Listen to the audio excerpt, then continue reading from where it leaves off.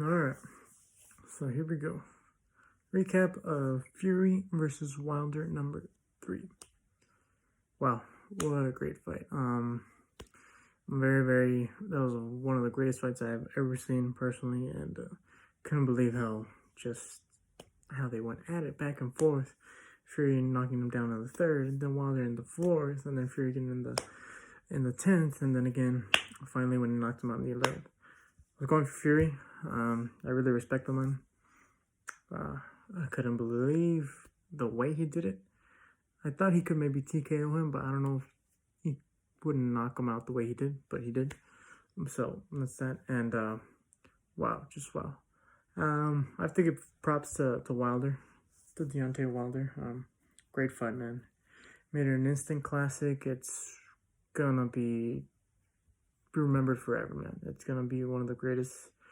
It's something that boxing really needed, because I think over the past few years, or the past year, all these celebrity fights and the Jake Pauls, the Mayweathers, the Logan Pauls, the Nate Robinsons, the Woodleys, all of them. It was just making a clown out of the sport, and it was good to see Wilder Fury bring us back some sort of that beauty of the boxing that everybody should love, Where to go from here? Wilder, safe to say he ran out of gas after that fourth round. Yeah, he ran out of gas. He didn't have the stamina.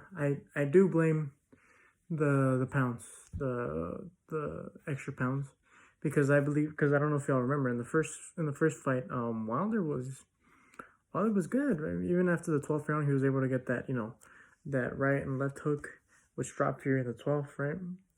So, I mean, he was fine. He was still well conditioned to be able to throw that right hand. But I think that extra 15, another extra 20 pounds? I think he weighed 215 in the first fight, and then he weighed like 238 this fight.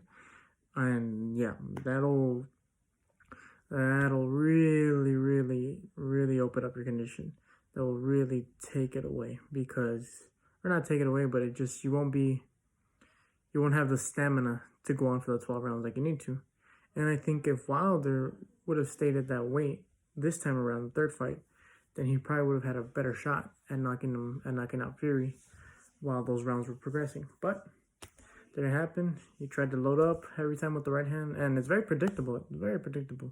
Fury knows when it's coming. He knows when it's coming. He does that. He tries to jab him, and then tries to throw the right, and you're already ducking down as he knows it's gonna come. So, like I said, great fight though. I really didn't like the ending, where Wilder didn't just show respect to him. I mean, man, he lost fair and square. That's it. That's all you can do. He lost fair and square, and what else are you gonna do? You can't do anything else. At least show respect to the man that beat you fair and square, but he couldn't do it. Yeah, man. And then Fury just being the better boxer, being the better fighter overall. I think everybody knew that coming in. Wilder really gassed himself out, and Fury was able to capitalize on him gassing himself out. So, I mean, I personally think that even if they would have fought 10 more times, Fury wins all of them. It doesn't matter. Fury wins all of them. Maybe he could throw in maybe one fight where he just completely knocks him out, but even then, man, it's just the superior skill, the basic 1-2 that Fury just has is just nasty. And he was able to capitalize on Wilder when he was ducking his head. He was able to capitalize him because all he did was Wilder ducked his head and boom. All Fury did was uppercut his ass more and more and more. So it was awesome. And Wilder in that fourth round, I was like, wow, I don't know if Tyson's gonna last the full round, and oof, he did, man, he did. So, all right, well, where do we go from here? So, let's start with Deontay. Deontay Wilder needs to recover. He can't be going anywhere. He can't put on a glove for the next few months, at least 6 months. I think he just got the suspension, right? Something about he can't medically compete for another 6 months, something like that. Whatever it is.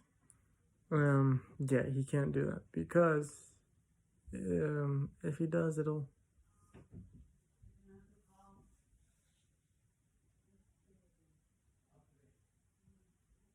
Because if he does, it'll take over his, all of his other, all of his other.